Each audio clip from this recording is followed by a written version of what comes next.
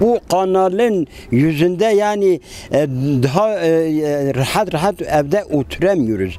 Yağmur yağdığında ele taşıyor her taraftan. Peki devletin gücü yok mudur? Bu kanalı ya genişletse, ya bu yolu genişletse, ya köprü yapsa yetmez mi? He?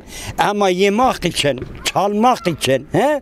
Yani hangi kuruma gitse emin ol, valilikten tut, kaymakamdan tut, belediye tut, zaten belediye hep kırkızlıktır. Peki vali kimin için gelmiş bana? He? Kimin için? Sana söylüyorum. Millet için gelmiyor. Kaymakam kimin içindir? Millet için. Millet yoksa ne geliyor? He?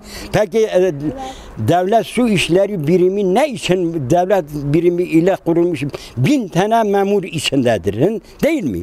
Madem ki iş yapıyor, memuru da getirmesin, fazla o parayı vermesin. Yani ben yani adalet olarak, çalışmak olarak bu devlet konusunda hiç kimse razı değil. Ama kimse konuşamıyor. Allah üstünde Allah var. Peki bu maaşı alırken nasıl yiyor? Emin ol bu zehir zıkkım olacak. Çünkü o millet için mesela o maaşı alıyor, devlet için, millet için çalışsın. İle toplamak, çalmak değil mi? Yani benim devletten ricam, konuşmam, yani onun için hiç olmazsa herkes işini yapsın.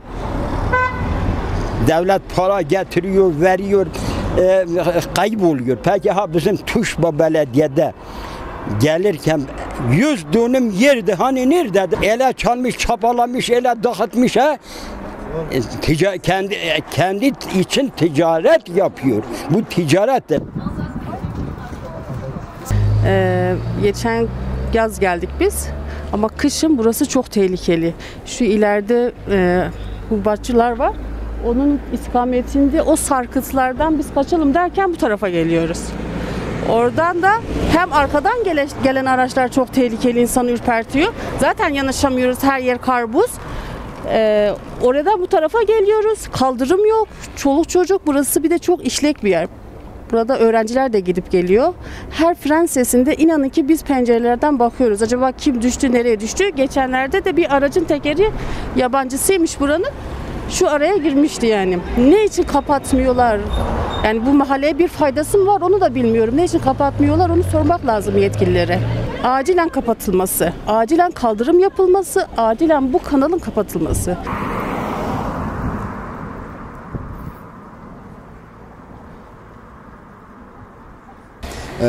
Bu bölgede uzun zamandan beri devam eden bir şikayet mevcut. Burada gördüğünüz taraftaki kanalda akan bir akarsu var.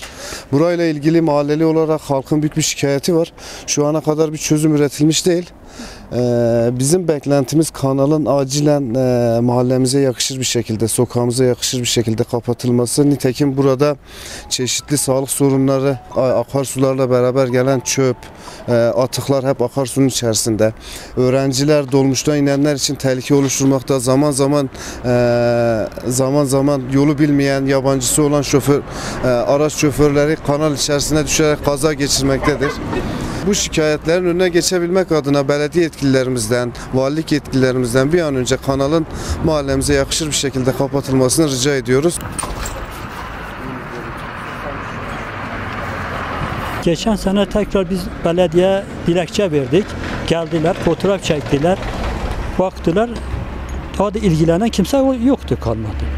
Kimse ne gelen var ne giden var. Hani kış yine gelecek, aynı sorunlar yine başlayacak, araçlar yine içine düşer. Her kışın burada en azından günde 1 tane 2 tane araç düşüyor içine. Yazık, günah değil, bu millet de günah. Çocuklar okula gidiyor, servis araçları geliyor.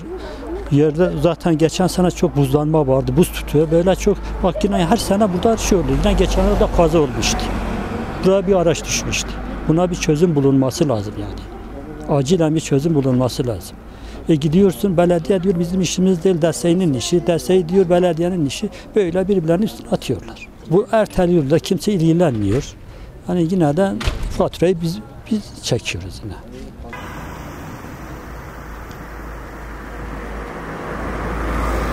Bu kanal bizi çok rahatsız ediyor. Hani sürekli kazalar oluyor. Ya şimdi herkes görmez de genelde ben görüyorum. Onun dışında çok sinekler oluyor.